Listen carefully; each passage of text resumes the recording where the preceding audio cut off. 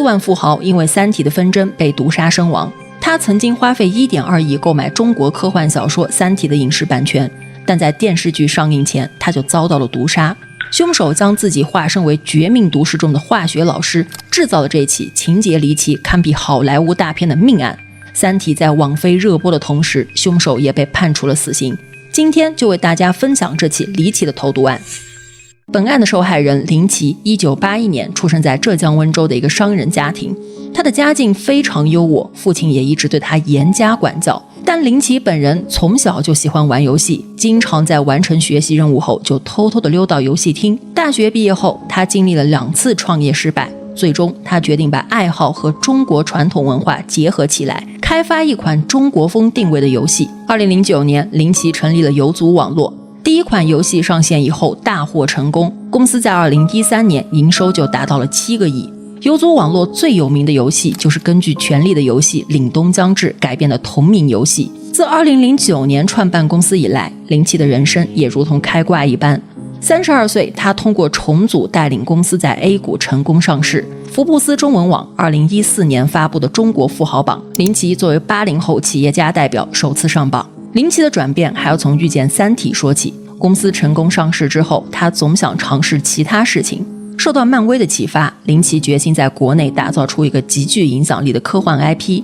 作为《三体》的忠实书迷，他的首选自然是这部作品。然而，此时的《三体》版权已经落入了张潘潘夫妇手中。他们提出了明确的要求，要拍摄这部作品可以，但他们夫妇2人分别要担任导演和编剧的角色。经过多次沟通，林奇最终与张潘潘夫妇达成了协议，共同拍摄电影版《三体》。2014年，林奇成立了游族影业公司，豪挣2亿巨资，正式启动拍摄。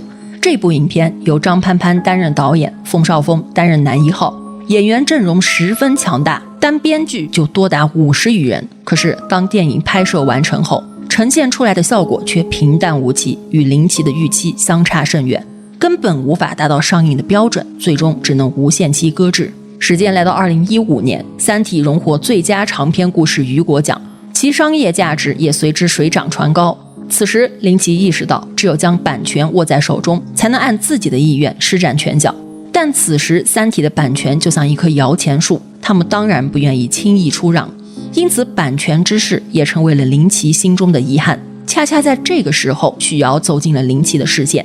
许瑶同样出生于1981年，和林奇同岁。他是一位出色的海归精英律师。2017年，林奇开出高达2000万的年薪，聘请许瑶担任游族网络的首席风控官，而许瑶也确实没有辜负林奇的期望。2018年，他成功说服张潘潘夫妇，最终以1.2亿的价格收购了《三体》的全球独家版权。为了经营和开发《三体》IP，游族网络在2018年专门成立了子公司三体宇宙。许瑶凭借专业知识搞定法律事务，为公司规避了很多风险。那段时间可以说是林奇和许瑶相处最愉快的时期。可毕竟术业有专攻，许瑶虽然对法律事务得心应手，但对于电影行业来说，他可以说是个完全的门外汉。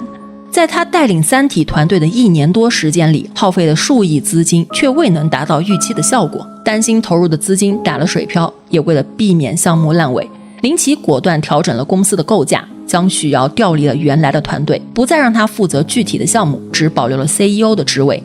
既然进行了岗位调整，那必然也要对薪酬做出调整。许瑶的年薪由原来的2000万直接削减到了1500万。2020年，在一次三体的采访中，林奇全程没有提到高管许瑶的名字，或许就是这诸多事情的累积之下，许瑶内心埋下了仇恨的种子。他认为自己被林奇利用后无情抛弃，林奇的所作所为就是在过河拆桥。许瑶也逐渐萌生出了报复的念头。心思缜密的许瑶表面上波澜不惊，依旧和林奇称兄道弟，实际上他早在暗地里开始谋划这场复仇行动。许瑶平时爱看美剧《绝命毒师》，剧中的制毒过程令他深深着迷，于是他决定效仿剧中的男主亲自制毒。要制毒就要有实验室，为了不被人发现，他特意在上海郊区找到了一处房子作为炼制毒品的实验室。他搜罗了100多个手机号，从暗网上购买了数百种毒药。此外，为了提前做好准备，他还组建了一个律师团队，仔细研究法律上的漏洞，以便东窗事发时进行无罪辩护。为了对药效进行验证，许瑶还在一些宠物身上开展实验。经过多次反复的试验后，他终于成功确保了药物的毒性。有了毒药，接下来的关键就是如何下毒了。怎样才能让林奇在毫无察觉的情况下服下毒药呢？许瑶经过一番深思熟虑后，最终决定将毒药混合在保健药中送给林奇。他预先准备了一瓶装有30粒保健药的瓶子，然后将毒药制作成相同外观的药丸混入瓶中。担心林奇忘记吃药，许瑶还刻意装出一副关心他身体的样子，吩咐秘书每天都要提醒林奇按时服药。全然不知实情的林奇每天都有可能与死神碰面。终于在12月16日这一天，林奇如同往常一样拿起了每日必服的益生菌。然而服药后不久，他就感到恶心头痛。很明显，今天他没有那么幸运，恰好服下了那颗含有剧毒的药丸。他强忍身体的不适来到医院，医院很快就察觉出林奇的症状是中毒表现，随即把这一情况告知给了警方。由于短时间内无法查明林奇具体中的是什么毒，医院也无法进行针对性治疗，林奇只能在医院里依靠输血和输液来勉强维持生命体征。警方这边通过调查发现许瑶有重大的作案嫌疑，并在12月18日成功将许瑶抓捕。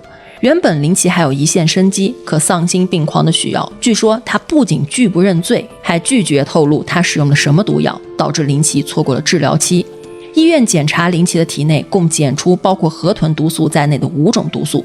12月25日，林奇最终因病情过重，抢救无效，不幸离世，生命永远定格在了39岁。警方后续深入调查，发现许瑶在2020年9月到12月这段时间里，就已经开始在办公室的咖啡、威士忌以及饮用水等各类饮料中添加氯化甲基汞。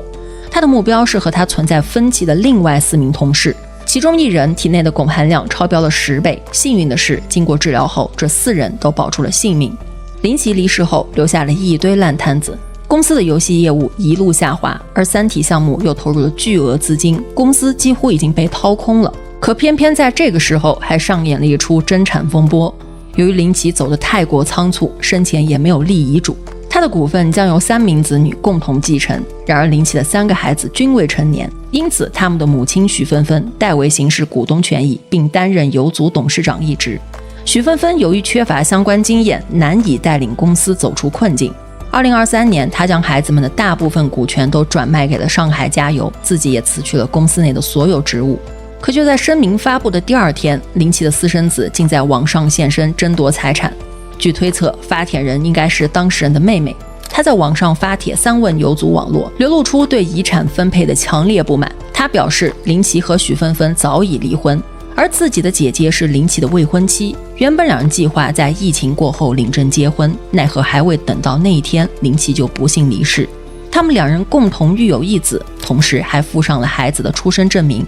他认为这个孩子理应与其他3个孩子一样拥有遗产的继承权，尽管有孩子的出生证明佐证，但却没有亲子鉴定这一关键证据。而林奇在离世后便被迅速火化，想要进行亲子鉴定显然是不可能了，而这场风波也在几个月后不了了之了。如今《三体》已经成功上映，并且获得了不错的反响，可令人惋惜的是，林奇无法亲眼目睹这一切了。